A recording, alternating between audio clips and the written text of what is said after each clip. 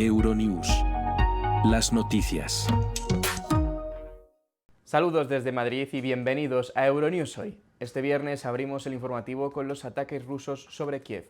Moscú ha utilizado una combinación de misiles balísticos que demuestran una clara escalada en la sofisticación de los ataques contra la capital ucraniana. Por otro lado, representantes de Alemania, Finlandia y Dinamarca han abordado un carguero chino que se cree está relacionado con la rotura de dos cables de datos en el fondo del mar Báltico en noviembre, el buque Yi-Pen 3. En Siria, la Unión Europea ha abierto la puerta al alivio de las sanciones tras la caída de al-Assad, pero no han especificado un calendario concreto. Además, les ofreceremos un reportaje sobre los beneficios de abrir el espacio de Schengen en la frontera entre Hungría y Rumanía. Vamos con la actualidad del día. Un ataque ruso con misiles contra Kiev deja al menos un muerto y 9 heridos. Representantes de varios países europeos inspeccionan un carguero chino que relacionan con la rotura de dos cables de datos en el mar Báltico en noviembre. Cumbre en Bruselas. La UE trata de garantizar la seguridad de Ucrania ante la llegada de la administración Trump y se muestra cautelosa ante el futuro de Siria. La entrada en Schengen de Rumanía refuerza los lazos de las localidades fronterizas con Hungría. Rusia lanzó una serie de misiles balísticos hacia la capital ucraniana, Kiev, matando al menos a una persona e hiriendo a otras 9. El ataque se produjo justo después de que el presidente ruso Vladimir Putin pronunciara su discurso de fin de año en el que desestimó una tregua temporal con Ucrania. La Fuerza Aérea Ucraniana asegura haber interceptado 5 misiles balísticos de corto alcance Iskander disparados hacia la ciudad, pero los restos causaron daños y provocaron incendios en 3 distritos. El Ministerio de Defensa ruso afirmó que el ataque se produjo en respuesta al lanzamiento de misiles ucranianos de fabricación estadounidense y británica contra la región fronteriza rusa de Rostov 2 días antes. Representantes de Alemania, Finlandia y Dinamarca han subido a bordo de un carguero chino que relacionan con la rotura de dos cables de datos en el mar Báltico en noviembre. La policía sueca y funcionarios chinos también participaron en la inspección del buque Yi-Pen 3, que está anclado en aguas internacionales entre Suecia y Dinamarca. El ministro de Asuntos Exteriores danés indicó que la inspección debía haber tenido lugar el miércoles, pero se pospuso debido al mal tiempo. Ahora hay representantes de los 4 países a bordo del barco chino y también un observador danés. Es nuestra expectativa que cuando la inspección sea completada por este grupo de personas de los 4 países, el barco podrá navegar hacia su destino.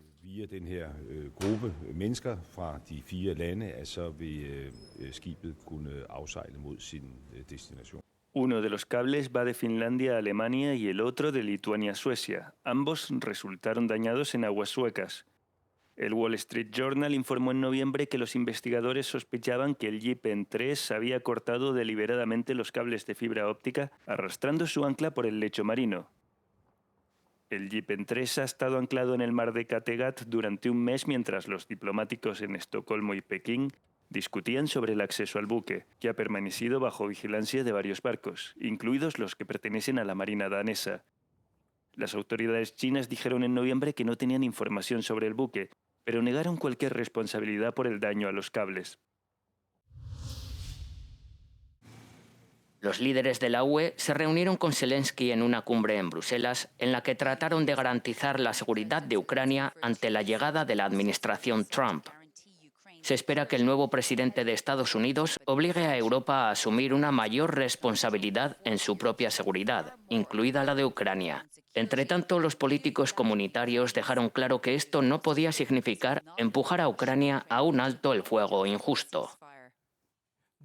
La Unión Europea se mantiene unida en su apoyo a Ucrania para que consiga una paz global, justa y duradera. No cualquier paz, no la capitulación.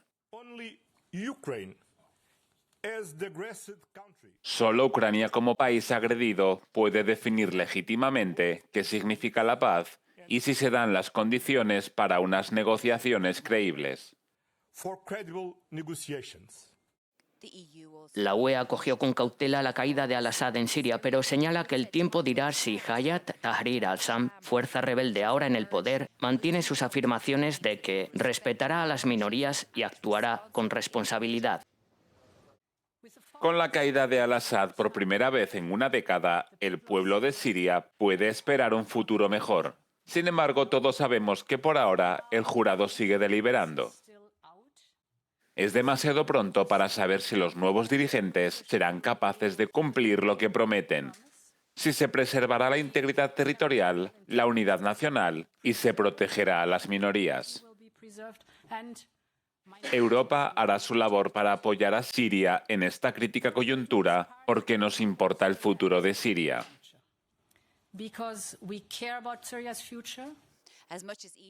Por mucho que los líderes de la Unión Europea intentaran tranquilizar a Zelensky diciéndole que protegerían a Ucrania pase lo que pase, está claro que la Unión Europea espera ver qué hará Donald Trump en relación con el destino de Ucrania, el futuro de Europa y otros asuntos geopolíticos, incluido Siria. Bruselas quiere suspender el régimen de extensión de visados para los diplomáticos y funcionarios georgianos por la violencia con la que el país está reprimiendo las protestas ciudadanas. Hace 3 semanas que los georgianos se manifiestan en contra de la decisión del país de pausar las negociaciones para entrar en la Unión Europea.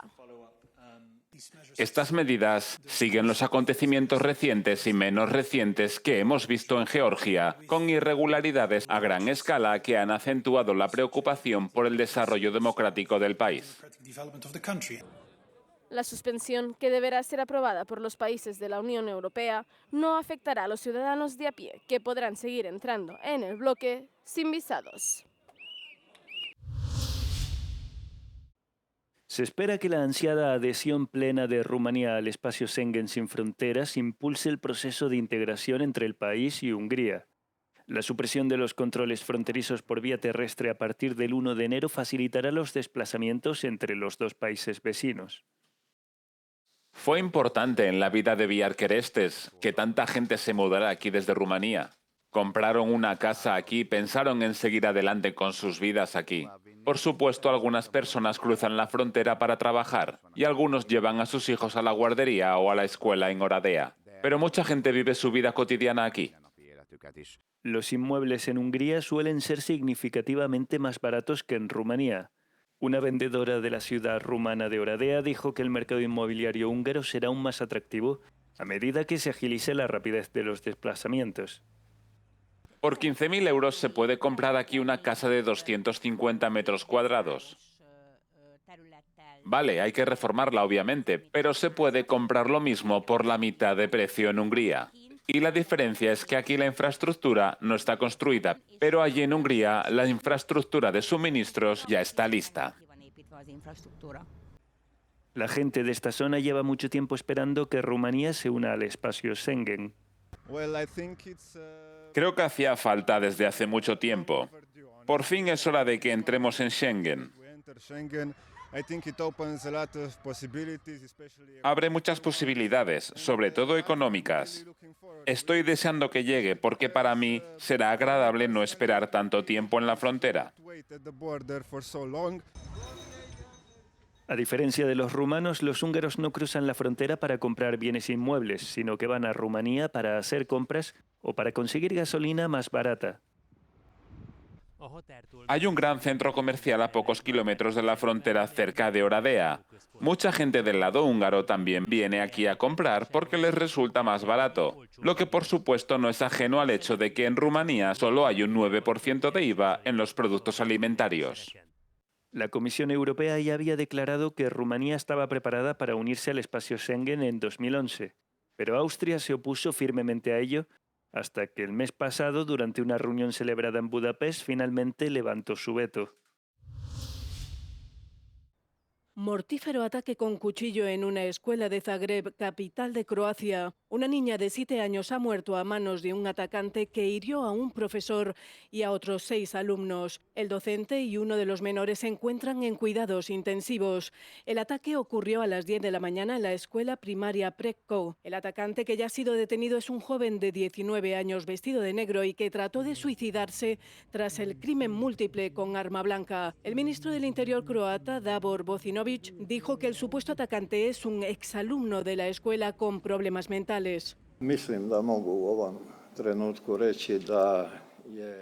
Creo que en este momento puedo decir que esta persona fue tratada por problemas mentales y un intento de suicidio hace un año.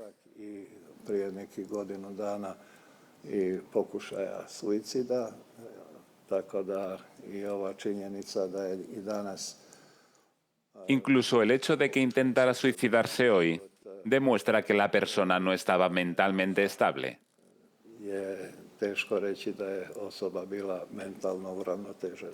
Los ataques a escuelas son poco frecuentes en Croacia. El pasado mes de mayo, un adolescente de la vecina Serbia abrió fuego en una escuela de Belgrado, dejando 9 muertos.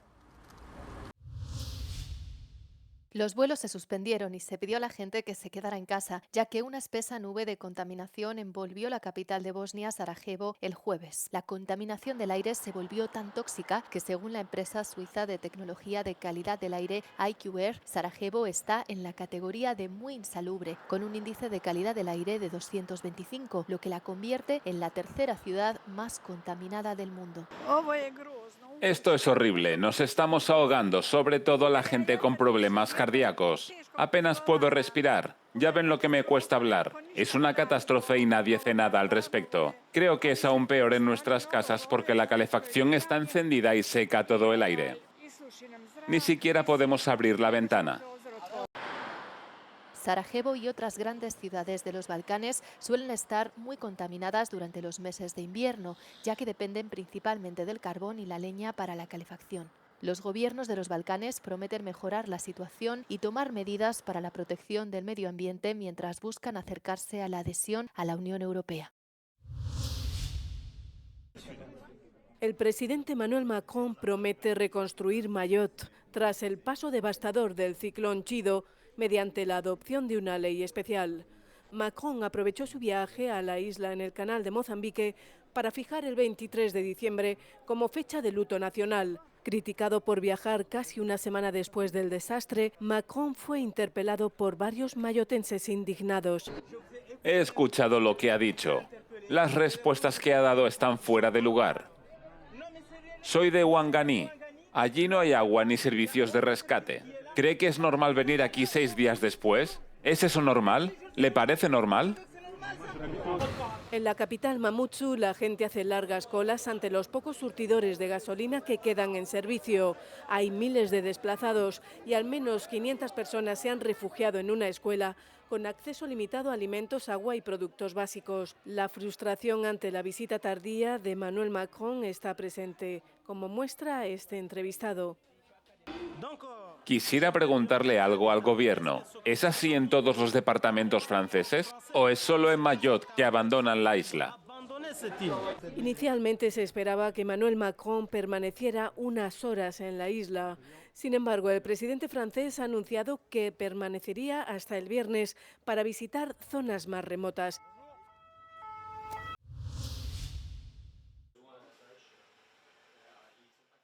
El año pasado, el precio de la mantequilla aumentó un 19% de media en los 27 Estados miembros de la Unión Europea. El aumento es resultado de una escasez mundial de leche causada por la disminución de la producción. La escasez de mantequilla en Francia en el siglo XIX llevó a la invención de la margarina, pero algunos pasteleros se niegan a cambiar a la alternativa. Es como vender un Ferrari con un motor Dacia, pero presentándolo como un Ferrari. En algún momento no va a funcionar. La gente se dará cuenta. Como resultado, Del Montel se ve obligado a hacer sus pasteles más pequeños. El proceso de intentar ocultar los precios de los alimentos reduciendo el tamaño de los paquetes se conoce como reduflación. Pero el pastelero dijo que no tiene otra opción, ya que necesita pagar sus impuestos a sus empleados y sus facturas. Por un lado, se espera que hagamos felices a nuestros clientes. Pero también hay que ser un empresario razonable para sobrevivir a largo plazo. Y en Europa Central, Polonia sufrió un aumento de precios de casi el 50% el año pasado. El gobierno, que mantiene una reserva estratégica en su país, dijo que liberará aproximadamente 1.000 toneladas de mantequilla congelada para estabilizar los precios. Mientras tanto, los países del sur de Europa dependen en mayor medida del aceite de oliva y, por lo tanto, se ven menos afectados por la inflación de la mantequilla.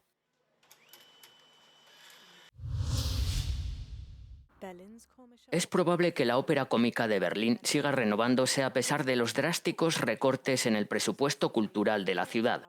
La ópera ha encontrado un hogar temporal en el cercano Teatro Schiller, que tiene un 20% menos de asientos que su sede original, lo que significa menos venta de entradas. Su director, Philipp Röking, advierte de los próximos recortes presupuestarios. El primer problema es que la cultura en Berlín se enfrentará a recortes de subvenciones de 130 millones de euros de un presupuesto de unos 1.000 millones. Es una cifra muy alta. Berlín necesita ahorrar dinero. Eso está claro y todo el mundo lo sabe. Pero cuando veo que se necesitan 3.000 millones de euros de ahorro total para 2025 y que el presupuesto cultural representa el 2,5% del gasto total del Estado, lógicamente 75 millones de euros debería ser la cantidad ahorrada del presupuesto cultural. Sin embargo, se recortan 130 millones de euros, una cifra desproporcionadamente alta. Para nosotros supone un 10% de nuestro presupuesto, unos 4 millones de euros. Esto es muy difícil de gestionar en un solo año, que ya está totalmente planificado. Berlín está considerada como una ciudad muy progresista y única por su generosa financiación del arte. Aunque la renovación de la ópera cómica, que durará 6 años, continúe, los recortes presupuestarios siguen afectando a la imagen de Alemania. ¿Qué valor tiene la cultura para Berlín? La historia alemana es una historia muy difícil y compleja, y la historia de Berlín aún más. Lo que nos une es este inmenso patrimonio cultural del que podemos estar orgullosos. Tenemos tantos lugares aquí como teatros, óperas, donde explorar las condiciones de la existencia humana. Son espacios donde la gente se reúne, dialoga y se comunica con los demás y sobre los demás. No hay muchos lugares así, y especialmente en tiempos en que la democracia se ve amenazada por extremos, es muy importante reafirmar quiénes somos y de dónde venimos. Eso es lo que podemos ofrecer. No solo la cultura se verá afectada por los recortes. A la economía alemana, que no crece al ritmo deseado, le vendría bien un poco de aceleración de las artes y de la cultura, que aportan ingresos por valor de decenas de millones de euros al año.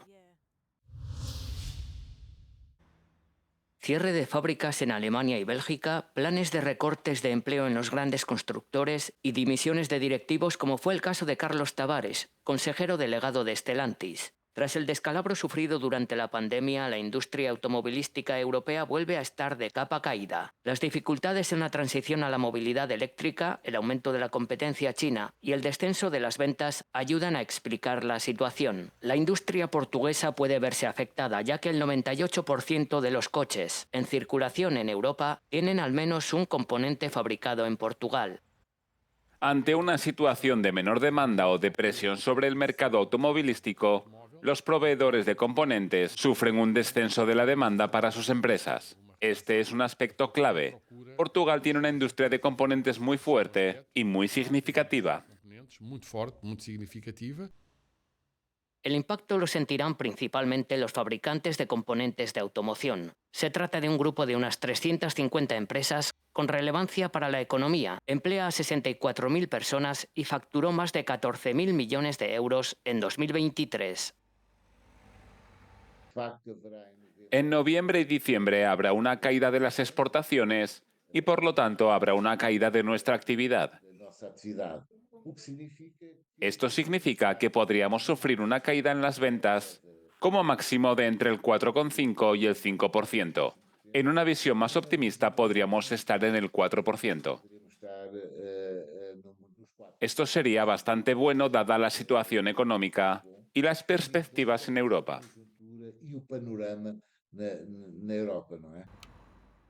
El mercado del automóvil en Portugal aún no ha pisado el freno, con un crecimiento de cerca del 4% respecto al año anterior. Sin embargo, la UE quiere poner fin a la producción de coches de combustión para 2035 y las ventas de coches eléctricos siguen chocando con unos costes elevados y una infraestructura de recarga deficiente. En este momento tenemos más de 140 modelos eléctricos disponibles en el mercado, así que la industria del automóvil se ha preparado. Ahora bien, no podemos obligar a los clientes a comprar este tipo de vehículos. Depende de las autoridades públicas. En primer lugar, la Comisión Europea y luego los gobiernos. Crear políticas que garanticen que haya una red de recarga efectiva que no ha habido antes. Y por otro lado, animar a la gente, particulares y empresas, a hacerlo mejor, sobre todo a los particulares, para que adopten la movilidad eléctrica.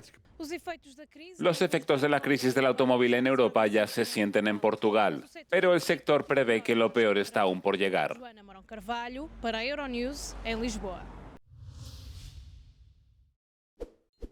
Los coches híbridos y eléctricos se venden casi tanto como los vehículos de combustible en la UE.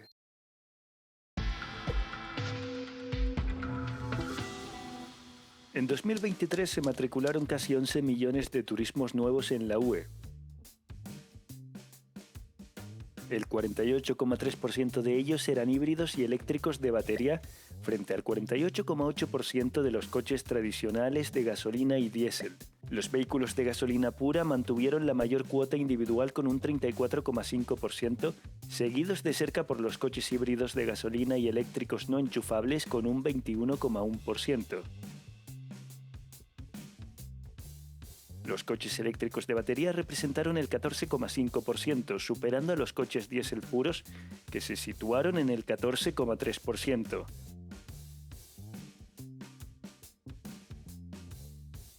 En 9 países de la UE, la cuota de coches híbridos y eléctricos en las nuevas matriculaciones superó el 50%.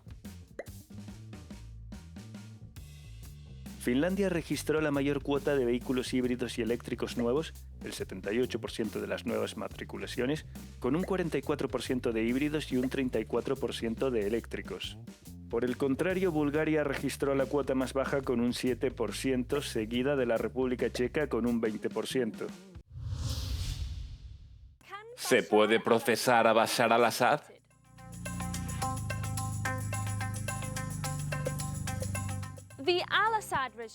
El régimen de al-Assad ha sido derrocado, pero sus cicatrices en Siria y su pueblo siguen siendo profundas. La ONU y otras organizaciones han documentado torturas generalizadas, violaciones, ejecuciones masivas y otros abusos cometidos por el gobierno de al-Assad durante el último cuarto de siglo. Pero no existe una vía clara para procesar a los responsables y hacer justicia a las víctimas. Veamos por qué. La nueva administración siria, dirigida por los rebeldes del grupo HTS, ha prometido llevar a los oficiales responsables de tortura bajo el régimen anterior ante los tribunales sirios. Pero a al-Assad se le ha concedido asilo en Rusia y no hay motivos políticos para que el Kremlin lo extradite. La Corte Penal Internacional con sede en La Haya es el tribunal internacional más evidente para procesar a individuos por delitos tan graves. Pero la Corte Penal Internacional no tiene jurisdicción sobre Siria, ya que el país no es un Estado parte en el Tratado de Roma. Existe una solución. En principio, el Consejo de Seguridad de la ONU puede remitir un caso a la Corte Penal Internacional, otorgándole jurisdicción, pero es probable que se vea vetado por Rusia, que ha ofrecido refugio a al-Assad y a su familia. Los expertos jurídicos afirman que mucho dependerá de la nueva administración siria y de su voluntad política de convertirse en miembro de la Corte Penal Internacional. La jurisdicción universal también permite que alguien que haya cometido un delito grave en Siria pueda rendir cuentas ante un tribunal no sirio. Por ejemplo, un tribunal francés ha dictado órdenes internacionales de detención contra Bashar al-Assad, su hermano y 2 miembros de su régimen por un ataque contra civiles con armas químicas en 2013. Otros tribunales de Alemania y Estados Unidos han emitido órdenes de detención contra otros miembros del régimen de al-Assad.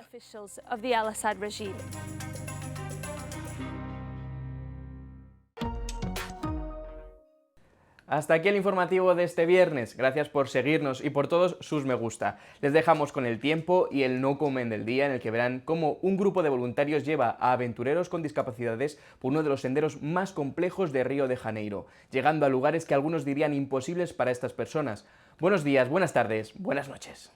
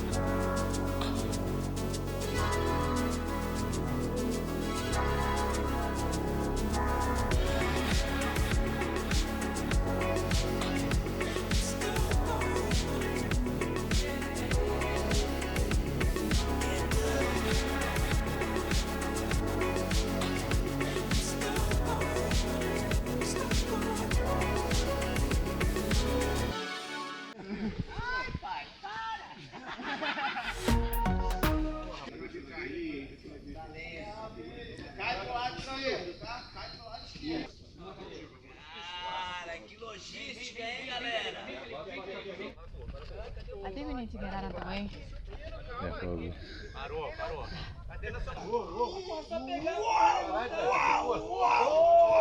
Vai passar aí.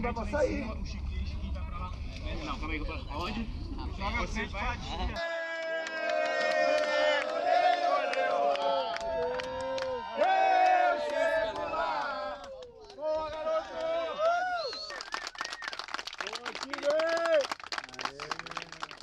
Cariba, você tá de cadeirinha? Atrapalhando que ajudando. É esse celular, amiga, pra não ficar... Pô, lá parece umas ilhas, né, cara? Relaxa, que agora tá emendada lá na frente lá, ó.